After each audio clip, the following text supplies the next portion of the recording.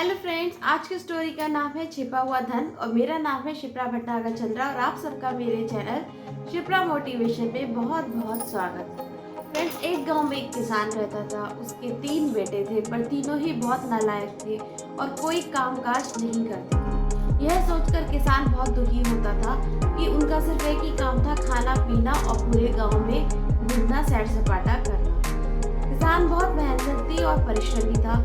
वो जब दिन भर काम करके घर लौटता तो अपने तीनों बेटों को देखकर बहुत ज्यादा दुखी और परेशान हो जाता था और उसको सोच सोच कर यही चिंता होती थी कि ये तीनों तो किसी काम के नहीं है, कोई काम नहीं करते हैं। मैंने सोचा था कि बुढ़ापे में चैन से बैठ के ये मेरी ताकत बनेंगे, लेकिन मुझे तो लगता है कि मरते दम तक मुझे काम करना पड़ेगा। और यही सोचकर दिन रात परेशान रहता कि पता नहीं मेरे जाने के बाद इन तीनों का क्या होगा, ये कैसे काम करेंगे, कैसे इस जीवन में सरवाइव करेंगे। किसान की चिंता को देखकर, परेशानी को देखकर उसकी धर्म पत्नी उसे बड़े प्यार से समझाती कि आप चिंता मत कीजिए, भगवान पर छोड़ दीजिए, जब वक्त आएगा सब कुछ ठीक हो जाएगा, ये भी काम करना सीख जाएंगे। तो किसान कहता कि काश ऐसा ही हो, ये जल्द ही काम करना सीख जाए, अदरवाइज इनको भी वो सारे चैलेंजेस फेस करने पड़ेंगे जो कभी एक टाइम पर मैंने करे थे। मैंने बहुत मेहनत से इस खेल को तैयार करा है और बहुत मेहनत से आज जो थोड़ा बहुत कुछ है वो धन को जमा करा है, बट अगर ये कुछ काम नहीं करेंगे तो बहुत जल्द सब कुछ नष्ट हो जाएगा। अब धीरे धीरे टाइम बीतता चला जाता है और किसान और बुरा होता चला जाता है। अब किसान की तबीयत ठीक नहीं रहती और लगातार उसकी तबीयत बिगड़ती चली जाती है, पर तीनों बेटों पर कोई फर्क नहीं पड़ा। वो जैसे पहले मस्ती में और आलस में जुड़ते वैसे ही वो अभी रहते हैं। उस बूढ़े किसान का ख्याल सिर्फ उसकी धर्म पत्नी रखती और एक दिन अचानक से किसान को दिल का दौरा पड़ता है और उसको हॉस्पिटल ले जाया जाता है। तो सभी लोग हॉस्पिटल में पहुंचते हैं और किसान के चारों तरफ खड़े हो जाते हैं। तभी किसान के दिमाग में एक आइडिया आता है और वो कहता है कि बच्चों, मेरे पास बहुत कम समय है, मेरे प्राण कभी भी निकल सकते हैं और जाते जाते मैं तुम्हें एक सीक्रेट बताना चाहता हूँ, जो मैंने एक ऐसी बात है जो मैंने आज तक तुम लोगों से कभी शेयर नहीं करी। अब मेरा अंतिम टाइम चल रहा है, कभी भी मेरे प्राण जा सकते हैं, तो आज मैं उस सीक्रेट तुम्हारे साथ शेयर करता हूँ।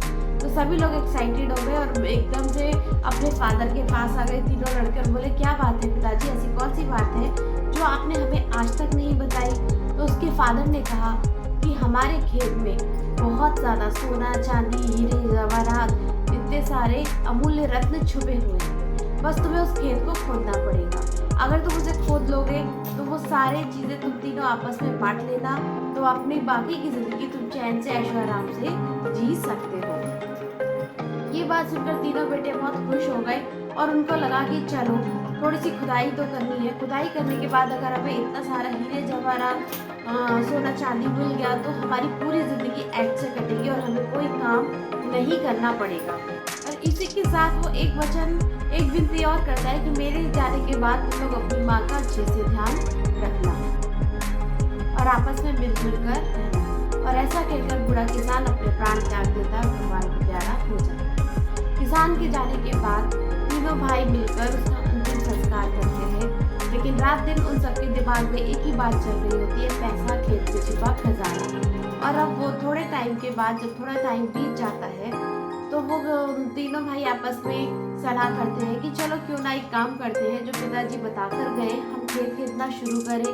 तीनों भाई आपस में सहमत हो जाते हैं और खेत खोदने की तरकीब ढूंढने लगते हैं और तरकीब मिलने पर अगले दिन वो काम पर चले जाते हैं।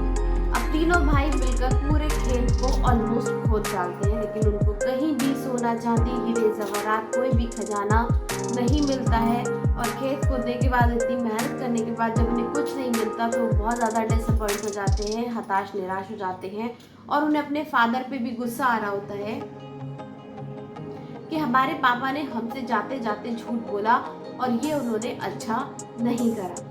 तभी वो जब तीनों भाई बैठे होते हैं पेड़ के नीचे तो बड़े भाई के दिमाग में आता है कि यार हमने इतना सारा खेत तो खोद ही दिया है, तो क्यों ना हम एक काम करते हैं, हम इसमें गेहूं की फसल भी बो लेते हैं। फसल के बाद, कटाई के बाद जो पैसा आएगा, जो मुनाफा बचेगा वो हम तीनों आपस में बांट लेंगे। तीनों को ये बात अच्छी लगती है और तीनों अपने अपने लेवल पे खेत की जुताई करने लगते हैं, फसल गेहूं की बीज बोते हैं और खेती करना शुरू कर देते हैं। कुछ टाइम के बाद जब फसल पक के तैयार हो जाती है और कटाई का समय आता है तो मार्केट में जाकर उसको बेच के वो मुनाफा कमाते हैं और उनको अच्छे खासे पैसे मिल जाते हैं, जिसको देखकर तीनों भाई बहुत खुश होते हैं और वो कहते हैं कि अच्छा, तो यही खजाना था, हमारे पिताजी हमें पैसा कमाने का रास्ता बता कर गए हैं। और अब वो मनी मन अपने पिता को धन्यवाद देते हैं और उनको प्रणाम करते हैं कि हमारे पिताजी तो हमें ज़िंदगी भर का खजाना दे गए। अब हम जितनी मेहनत करेंगे उतना चाहे अपने खेत में अनाज उगा सकते हैं और उतना पैसा कमा सकते हैं। और इसी सोच के साथ अब तीनों भाई बहुत ज़्यादा मिलजुल कर रहते हैं और अपनी माँ का भी बहुत अच्छे से ध्यान रखते हैं। तो फ्रेंड्स, हमें इस कहानी से शिक्षा मिलती है कि लगातार की गई मेहनत से हमारी कोशिशें रंग लाने लगती हैं और हमें मनचाहे परिणाम मिलने लगते हैं। इसलिए हमको मेहनत करनी चाहिए और आलस को छोड़ना चाहिए, तभी हम कोई भी वांटेड रिजल्ट को प्राप्त कर सकते हैं। तो फ्रेंड्स, आपको भी ये स्टोरी पसंद आई होगी और किसान की सूझबूझ से अगर आप भी प्रभावित हुए हो तो आप भी अपने फ्रेंड्स फैमिली के साथ इसको शेयर कर सकती हैं।